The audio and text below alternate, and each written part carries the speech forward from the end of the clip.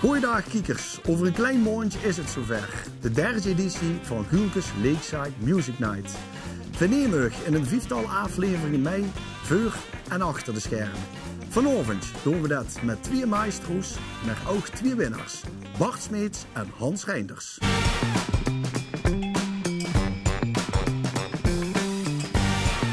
Ja, zoals ik al zag, 2 winnaars. Bart Smeets, winnaar Maestro 2019. En natuurlijk Hans Reinders, even de meest bekende Limburger geweest.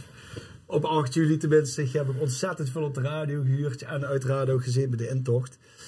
Gigo dit jaar, en dat is voor de meeste mensen nog een verrassing. Ja. Gigo is ook voor Maestro spelen. Ze hebben me gevraagd. Zo, ze hebben het gevraagd. En ja. Wat hij erover na moeten denken? Of? Ik heb erover na moeten denken vandaag. Ik ben niet zo muzikaal, maar... Maar uiteindelijk... We stonden altijd open voor zoiets. Ja. Kijk, want normaal sto je met de Bucks. Ja, ik wil bijna zeggen te zwijgen, maar dat weer wat gevaarlijk. Maar nou met zijn stekski. En ik, net in ons vuurgesprek zei je al, ik ben al wat aan het oefenen. Ik ben wel aan het oefenen, ja. Dan gaat het natuurlijk heel druk, dat snapt iedereen met de organisatie van het OLS. Ja. Maar wie oefent je? Daar ben ik toch wel heel benieuwd naar. Nou, ik kreeg een beetje les van Jan Kolen. Ja. En dan kreeg ik wat tips en leert me dat een beetje aan. En smijers en s'avonds, dan stonden bij ons voor de spiegel. Voor de spiegel. en laat je alleen eens meekijken? Of? Nee. Dat kun je nog. Nee, ja, ik ben moet spul zeggen. Toen de afgelopen donderdag ben ik voor de eerste keer met orkest samen geweest. Ja. En daar zijn in het geheim al opnames van gemaakt. Dat wist ik niet. Oké.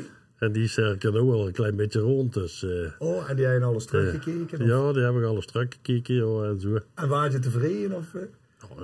Nou, ik ben eigenlijk wel tevreden geweest over de avond. Het is de eerste keer, dacht ik. Dat gaat de goede kant op. Ja, dat hoop ik maar. Ja. Oké. Nou, tegenover u zit je Bart. Die weet wie dat het sterkst gevast moet worden. Ja. Want hij in 2019 gewonnen, Bart. Ja. Wat kun je je nog herinneren van... morgen ook al over de memorabele avond. Nou, ik moet zeggen dat dat erg veel indruk op mij heeft gemaakt. Ja. De manier waarop muzikanten en iedereen door hem heen zo betrokken is. Ja, serieus. Ja. Iedereen is zo betrokken en neemt dat echt heel erg serieus. Dan gaan ze het zelf ook serieus nemen. Natuurlijk is dat dirigeren. De meestercompetitie is met een knipoog, maar als ze dat dan steeds... En dat hebben ze zelf bij de repetitie kunnen ervaren, Hans. Ja, dat is wel... Ik vond het wel bijzonder met de morgen maken. En chapeau naar iedereen die in de organisatie zit. Wat ze er allemaal voor doen, laten. Ik heb er echt van genoten, joh. En wat ik zeg, dat herken ik ook weer. Dat ze dat toes. Ja, toes voor de spiegel een beetje. Hè. Ja. Repeteren. En jij was wel op een ogenblik dat je dacht, nou, ik laat de vrouw of de kinderen eens meekijken, of... Ja. Toch wel? Ja, ik vind het ook wel leuk om dat soort dingen te doen. Ja. Luister aan wie ik zeg, het is een competitie met een knipoog. Het feit dat Ludo met doen, dat is waar hem gaat. Ja, dat maakt onderdeel uit van een ganse avond. En ik vond het ontzettend chic om dat met te mogen doen. Ja. Hey Hans, en heb je eigenlijk, want natuurlijk bij schutterijen, dan werd ook natuurlijk de muziek bij. Ja. Heb je enige muzikale aanleg? Of? Ik denk het niet zoveel. Ik denk het niet. Dus ik luister gerne naar muziek. Ja. Allerlei soorten muziek, van Nederlandstalig tot rockmuziek, zeg maar.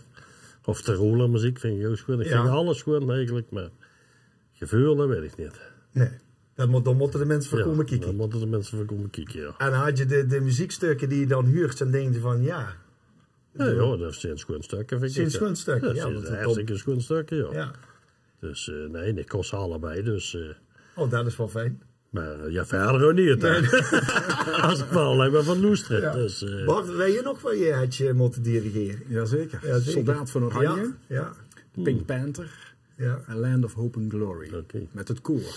Met het koor. Ja, dat is mooi. Ja, dat was wel bijzonder. Want er waren ook maestro-compilaties, zeg maar, zonder koor. Dus ik vond het wel fijn dat ik al een soort van het koor bij dat weet ik nog goed, Bas.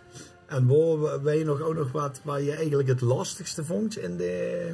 dat je door stond of in de voorbereiding, waar je echt vrij moeten zetten om dat onder de knie te krijgen? De start. De start, iedereen... Ja, dan is het stil. De huurs overigens iedereen achter die lui, die hebben dat niet in de gaten. Die daar stond te kijken, die huursen. Die neugehonderd die daar zitten. Of die huursen dan van alles zeggen tegen mij. Dat huursen heel goed als op een podium staat. Dat is wel een grappige ervaring. Gewoon het weertand. Ja. Maar als je dan gaat beginnen, zeg maar, zo van, als ze wel maar allemaal meedoen. Als het dan eenmaal begint, dat heb je zo vaak die stukken gehuurd en er zitten gewoon muzikanten. Ja. En als ze zich dan allemaal aankijken en volgen, dan voel ze dat je niet. Je adrenaline overmoedig natuurlijk. Ja, absoluut. Ja. Ik kan me nog herinneren dat je er echt doorheen swinging, de avond. Ja. Hans, is dat ook wat vreugde om doorheen te... Ja, dat heb ik wel een geintje proberen. Maar... Misschien een Tiroler Pax-club. Ja, dat kan goed, maar... Daar moet ik nog over nadenken. Ja, daar kun je misschien ook nog de mensen mee pakken. Hè. Ja. Maar jij hebt al gehuurd, dat mensen dus achterig... dat moet je allemaal uit kunnen schalen. Ik denk dat dat ken ik wel, denk ik. Maar we gaan het metmaken. Het zal een hele ervaring zijn, precies wie je het zegt. En is er iets wat Bart net zegt van dat beginnen? Heb je nou ook iets van in een muziekstuk waar je al merkt van... Het beginnen, dat is even dan... Ja, dat moet ik overheen zetten. Nou, als het dan eenmaal loopt, dat muziekstuk, dan gaat het, dan kon je erin. Dan krijg je ook weer direct herkende stukken en zo. Dus dat vind ik wel het moeilijkste met oefenen. Als je met een orkest oefent, dan begin je ook dan begint het orkest als je begint. Ja. En we hebben toen, ik heb nu met geluidsopnames geoefend. Dat is natuurlijk echt moeilijk voor precies te beginnen. Ja, dat is lastig. Dus, en dan zei je het fout. Oké, stel nou neem eens achter. Of nee, je zit van, je zit fout of je zit goed. Dus dat is het lastige van toezoefenen. Hè? Ja, dat klopt. Dat je precies weet wanneer je... Dan zie je dat oefenen en dan denk je, dan merk je dat je mist het. En dan denk je, oké. Maar dan zit je totaal met. Dan moet je nou helemaal opnieuw beginnen. Ja, dan moet je opnieuw beginnen. Dat lijkt me tegenover wat lastig als tegen Nee, maar ik dacht wel zo, als het voor dat orkest dan, dat beter gaat. Omdat je dat die toch echt meer volgen. Maar je moet het wel doen, denk ik. Maar, je moet het wel doen. Even streng kijken. Ja. Het is nog allemaal zeer natuurlijk. En wat we in eerder blokje gaan vragen is natuurlijk, waarom moeten mensen de 20 en 21 oktober, waarom moeten ze daar herkomen? Bart, want ik weet, volgens mij ga je zelf weer een keertje al gekocht. Ja, zeker. Waarom moeten mensen nog weer komen? Nou, het is meer als optreden van een vereniging met een dorp. Het is echt veel meer. Ik vind dat ze daarmee... Dan doen ze de mensen tekort. Niet alleen die er zitten met een instrument of die komen zingen. Maar dat is ook mensen tekort die nu al bezig zijn, al heel lang met die organisatie. En er wordt echt een ontzettend puik iets wordt er neergezet. En voor elk wat wils. Of ze nu, want u zegt Hans, van allerlei soorten muziek. Ja, er komen gewoon allerlei soorten muziek den avond voorbij. Van chansons tot rock, blues, disco, noem het maar op. En dan met... Nederlandstalig. Alles zit er goed in. Dus gegarandeerd een ganse avond vertier op niveau. Ja, absoluut.